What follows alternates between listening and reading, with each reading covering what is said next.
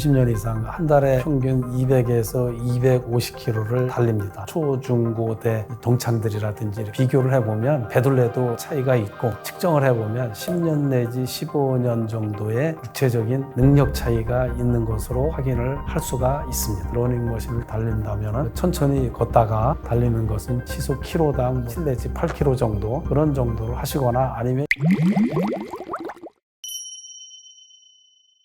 100세 시대라고 많이들 회자되고 있는데 사실 그 100세 시대는 허황된 꿈의 단어라고 생각을 사실 예전보다 훨씬 오래 사는 것은 확실합니다. 우리가 해방될 때 평균 수명이 40세 전후였는데 지금은 그 배인 80세 전후가 됐는데 오래 살고 누구나 다 무병장수, 만수무강, 불로장생을 꿈꾸지만은 물리적인 오래 사는 것도 중요하지만 사실 아프지 않고 건강하게 사는 것도 그 이상 중요하다고 생각을 합니다. 그래서 가능하면은 아프지 않고 병원에 가서 치료받는 기간이 짧을수록 좀 행복한 삶이 아닌가 그런 생각을 합니다. 가능하면 하루라도 빨리 운동을 하는 것이 중요합니다. 저는 가능하면은 초등학교 때부터 꾸준히 운동을 습관화하기를 또 그렇게 교육시키기를 기대를 하는 사람입니다. 쉬는 시간이 없어야죠. 평생에 걸쳐서. 왜냐하면 우리 몸 건강은 움직여야지 건강이 유지되는 것이 생리 현상입니다. 그래서 가능하면은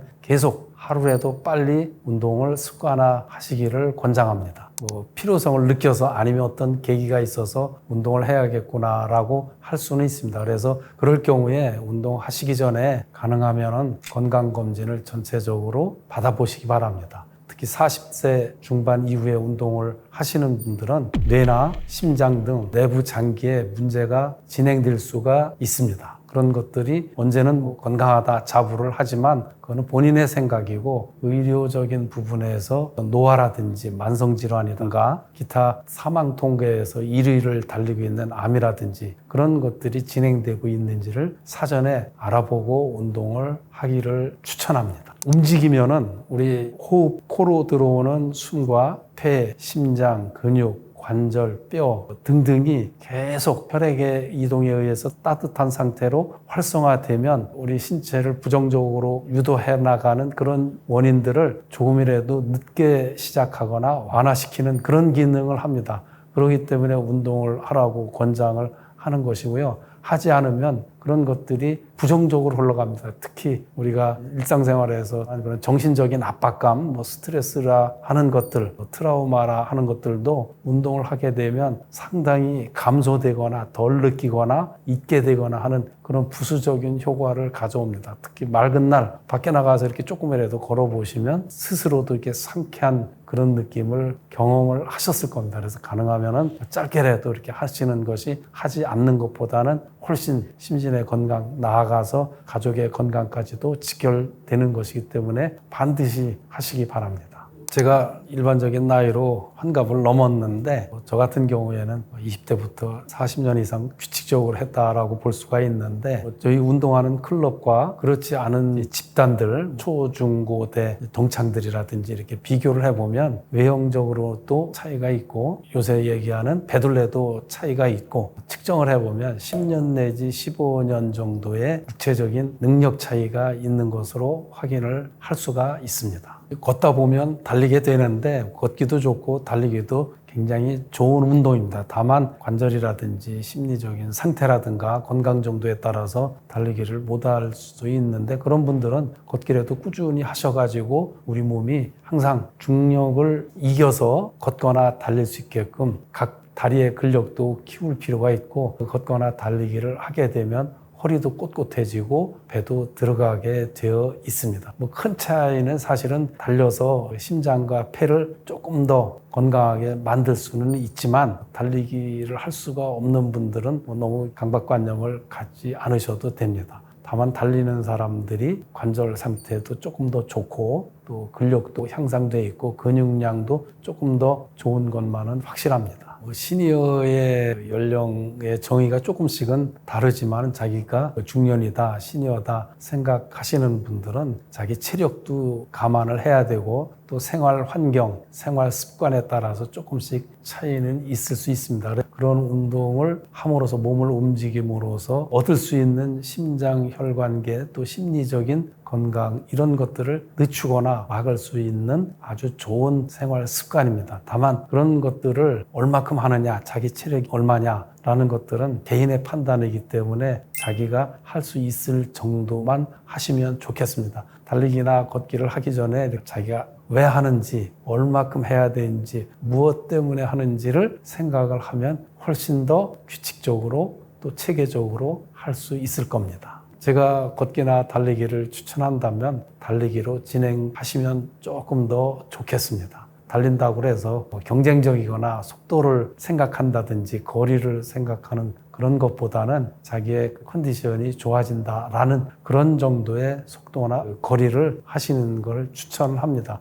헬스클럽에서 트레드밀, 러닝머신을 달린다면 시속 킬로당 7 내지 8km 정도 그런 정도를 하시거나 아니면 야외에서도 자기 호흡이 가쁘지 않을 정도의 속도, 그 다음에 피곤하지 않을 정도의 거리를 달리기를 하면 좋다. 그런 생각을 합니다. 일반적으로 그 짧은 시간 내에 힘을 쓰는 것은 무산소 운동, 또 심장, 혈관, 폐가 가동돼 가지고 조금 더 활성화되는 것을 유산소 운동이라고 하는데, 무산소 운동의 특징적인 것은 웨이트 트레이닝이라든가 짧은 시간 내에 힘을 쓰는 그런 운동이고, 유산소 운동은 일반적으로 줄넘기라든지 수영, 달리기, 자전거, 그 외부로부터 산소를 몸 안으로 끌어들여서 지방을 에너지로 사용하는 그런 운동 시스템을 유산소 운동이라고 합니다. 근데 두 가지 무엇이 좋다가 아니라 둘 다 반반씩 했으면 좋습니다. 하루는 유산소 운동하고 하루는 무산소 운동한다든지, 그래서 두 가지 운동이 계속 복합적으로 구성되는 것이 가장 바람직합니다. 왜냐하면 그 유산소 운동은 심폐 체력을 좋게 하고 혈관계 건강을 좋게 하는데 기능을 하고, 또 무산소 운동은 뼈라든지 근육, 관절, 인대, 건을 튼튼하게 하기 때문에 이런 두 가지 운동을 병합하면은 외형적으로 보이는 육체라든지 보이지 않는 심장 혈관계 건강을 도모할 수가 있습니다. 두 가지 운동을 계속 하게 되면은 우리가 일반적으로 알고 있는 그런 육체 변화에 따른 호르몬이라든지 이런 것들도 다 활성화가 됩니다. 무산소 운동할 때 나오는 호르몬이 다르고 유산소 운동할 때 나오는 호르몬이 다른데, 두 가지 호르몬은 다 뇌와 또 근육 또 장 건강에 다 도움을 줍니다. 꾸준히 운동하신 분들은 자기가 운동할 수 있는 강도, 빈도 또는 시간을 조절을 할 수가 있는데, 그렇지 않은 분들은 의욕이 앞서는 경우가 많습니다. 그래서 그 영상을 통해서 봤던 누구한테 들었던 해가지고 운동량, 강도, 빈도 이런 것들을 설정하기가 상당히 어려울 겁니다. 특히 웨이트 트레이닝 같은 경우에는 가능하면은 헬스클럽에 가셔서 전문가들에게 운동 강도라든지 빈도, 횟수를 한번 측정을 해서 적정 운동 강도를 설정을 해가지고 하시기를 기대를 하고, 또 무산소 운동이라 하더라도 처음부터 이렇게 어떤 속도로 달린다, 거리를 달린다 하는 것보다는 걷기부터 시작을 해서 한 달 정도는 꾸준히 하루에 3, 4km라도 걷다 보면 이제 다리 근력이 향상이 되면 그때부터 천천히 달려도 무방합니다. 그 달리는 시간은 5분을 달려도 좋고 30분을 달려도 좋고 컨디션이 좋으면 1시간까지도 달려도 좋지만, 운동의 강도의 적정 정도는 다음날 기상했을 때 피곤한 정도가 남지 않은 그런 정도가 본인에게 맞다, 이렇게 생각하시면 틀림이 없겠습니다. 일반적으로 유산소 운동 같은 경우에는 학문적으로 봤을 때 일주일에 200에서 240분, 3시간에서 4시간 정도 유산소 운동을 하면 웬만한 심장 혈관계 여러 가지 그 생화학적 변동 요인들이 있는데, 그런 것으로부터 얻을 수 있는 건강학적 이점은 거의 다 얻을 수 있다라고 이렇게 되어 있습니다. 그래서 가능하면 그런 정도 시간, 3시간 내지 4시간,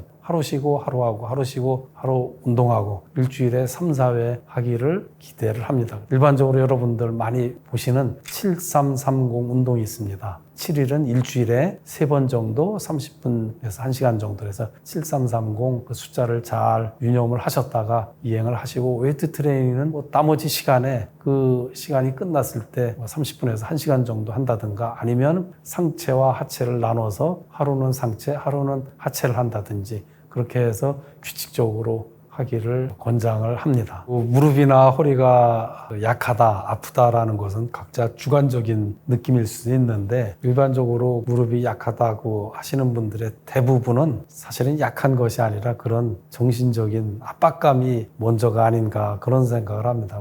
구조적으로 시술을 했다든지 수술을 했다면 큰 문제는 아니겠지만 그런 분들도 강한 운동보다 약한 정도로 하는 것이 훨씬 더 바람직합니다. 걷기라든지 웨이트 트레이닝, 수중 운동, 수영 이런 것들도 바람직합니다. 늙어갈수록 근력이 떨어지면은 신체가 이렇게 무너지는 경우를 종종 봅니다. 무릎이 벌어진다든지 허리가 구부러진다든지 그렇게 되면 그 안에 장기의 배열도 약간씩 문제가 생기기 때문에 그런 것을 예방하기 위해서는 계속 집안에서도 이렇게 소도구 가지고 하시기를 권장합니다. 실내 자전거도 적극 권장을 합니다. 실내 자전거는 온도의 변화가 없기 때문에 자기의 급격한 신체 변화를 막을 수도 있고 또 횟수라든지 시간도 강도 좀 페달링을 할 때 빡빡함 또 편안함도 조절을 할 수 있기 때문에 약간의 땀이 날 정도까지 조절할 수 있는 그런 부분이 있기 때문에 실내 자전거도 권장을 하고 또 요가 매트를 가지고 요가라든지 요새 많이 권장하고 있는 필라테스 동작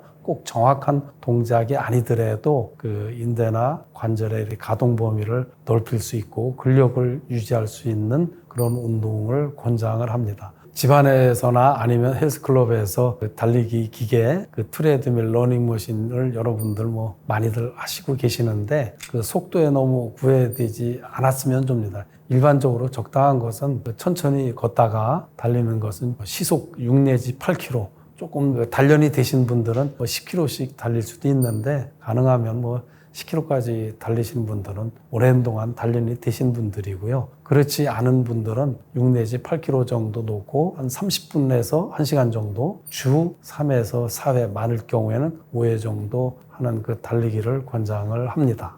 저 같은 경우에는 오랜 동안 운동을 규칙적으로 했기 때문에 생활화가 되어 있고요. 한 달에 평균 200에서 250km를 달립니다. 하루에 컨디션 좋은 날은 15km, 그렇지 않은 날은 10km 정도 이틀하고 하루 쉬고 3일하고 하루 쉬고 이런 정도로 해서 200에서 250km를 30년 이상 달렸습니다. 제 건강을 유지하고 개선시키는데 상당히 좋았다라는 자평을 합니다. 또 그렇게 함으로써 피로물질이라든지 이런 것들도 배출도 빠르고 심리적인 안정감도 있고 또 사는 거에 따른 그런 자신감도 생기고 그럽니다. 그런 달리기 운동, 특히 젊었을 때는 제가 웨이트 트레이닝도 굉장히 열심히 했었는데 나이가 들면서 달리기에 조금 더 치중을 했습니다. 그랬다 하더라도 제가 처음에 말씀드린 반반, 웨이트 반, 달리기 반을 꾸준히 했었고요. 그렇게 하다 보니까 우리가 건강검진에서 얻을 수 있는 여러 가지 항목들이 있는데 대부분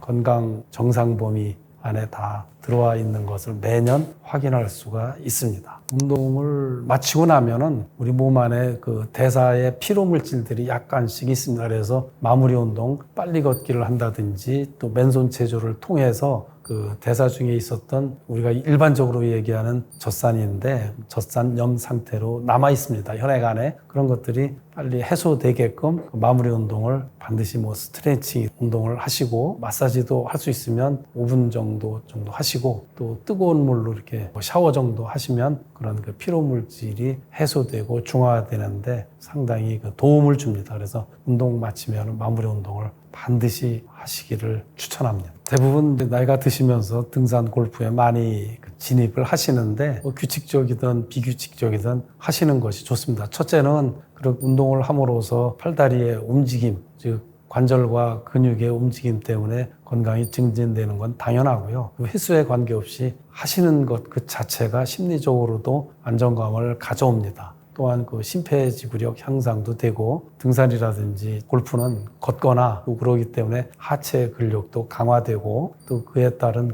유산소 운동이 동반되기 때문에 체지방 관리도 되고 우리 신체의 유연성도 상당히 좋습니다. 또한 야외 활동이기 때문에 그 스트레스도 해소되고 정신적인 만족감도 향상이 됩니다. 다만 등산 같은 경우에는 하산하실 때 약간의 어떤 부주의에 의해서 넘어질 수도 있고 또 무릎이라든지 발목 관절의 안정성도 떨어질 수가 있기 때문에 그런 것들을 조심하시고 지팡이라든가 옆에 손잡이가 있으면 의지를 해서 부상이 없기를 기대를 하고요. 골프 같은 경우에도 여러분들 한쪽으로 이렇게 계속 방향을 틀어서 하는 편심성 운동이기 때문에 자기도 모르게 거기에 관여되는 뼈라든지 근육에 손상이 올 수도 있고 골절이 올 수도 있습니다. 그래서 그런 것을 유념하셔서 과한 동작은 하지 않기를 바랍니다. 50대 이후에는 사실 노화가 굉장히 빨리 촉진되는 나이입니다. 겉으로는 아닌 것 같아도 내부에서는 노화가 상당히 진행됩니다. 그런 것들을 예방하기 위해서는 등산, 그렇다고 매주 하기도 사실은 쉽지는 않습니다.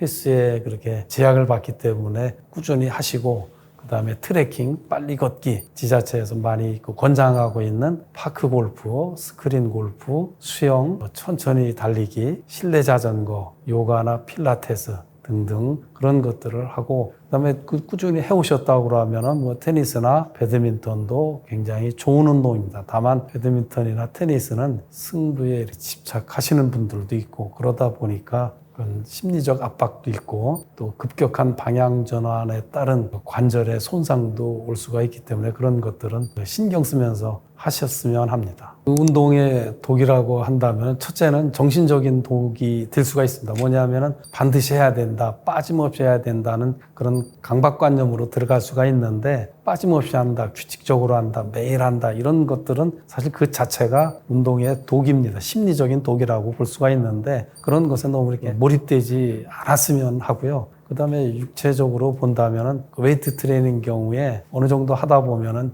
중량이라든지 횟수 이런 거에 따른 욕심이 생길 수가 있습니다. 그런 정도의 욕심이 결국은 부상으로 이어지기도 하고 또 부상이 오면은 뭐 치료 과정에서 심리적인 스트레스도 받을 수 있고 또 심한 경우에는 경제적인 피해까지 있을 수 있는데 그런 것들을 하지 않았으면 좋겠고 급가속, 정지, 급 방향 전환 이런 것들이 있는 운동들 테니스나 배드민턴 같은 경우에는 좀 무릎의 관절, 연골 손상도 올 수가 있고 발목이 문제가 생길 수가 있습니다. 그런 것들을 좀 피했으면 하고 또 등산 같은 경우에 이렇게 빨리 내려가고 뛰어간다든지 그런 것들을 좀 피했으면 합니다. 그 다음에 요가나 뭐 필라테스 같은 경우에도 관절이라든가 근육, 인대의 가동 범위가 있는데 그걸 넘어서서 욕심을 부려서 했을 경우에 부상으로 갈 가능성이 상당히 높습니다. 그래서 좀 욕심을 덜 부리고 하기를 권장을 합니다. 그런 것들이 운동의 독이 될 수가 있습니다.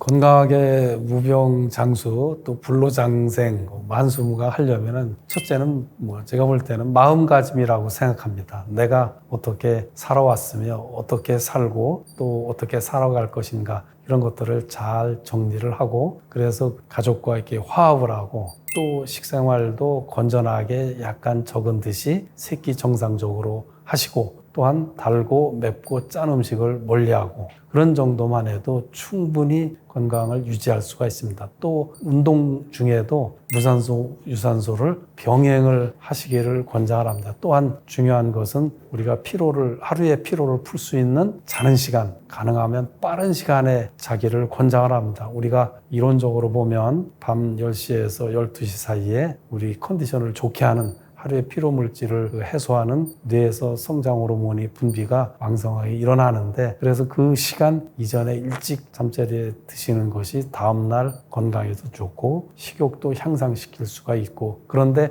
그런 것들이 현실적으로 상당히 어렵습니다. 다만 그런 것을 하고자 하는 머릿속에 본인의 마음가짐이 중요하다고 생각합니다. 그래서 일찍 자고 일찍 일어나고 좀 적은 듯이 드시고 하루 세 끼 적정량 드시고 그 안에 단백질 섭취를 염두에 두고 첫째는 자연식품, 두 번째는 대체식품으로 드시고 또 요새 이렇게 가공식품이라든가 초가공식품 이런 것들을 좀 덜 드셨으면 합니다. 건강에 가장 안 좋은 게 요새 꼽히는 것이 심혈관 질환에 문제가 되는 당류입니다. 설탕, 액상과당 이런 것들이 신체 건강에는 만성으로 갔을 때, 오래됐을 때 좋지 않은데 사실 그런 것들이 유혹에는 어쩔 수가 없습니다. 누구든지 단맛을 추구하는데 결국은 내 몸을 망가뜨린다는 생각으로 가능하면 드시지 않기를 권장을 하고, 그래서 자연식품으로 소량씩 드시기를 권장을 합니다. 또한 먹는 게 아무리 중요하다 하더라도 내 마음대로 할 수가 없기 때문에 나이가 먹을수록 혼자서 이렇게 챙겨서 먹을 수 있는 준비 상태도 필요합니다. 의지하는 것보다는 스스로 해결할 수 있는 능력을 더 늘기 전에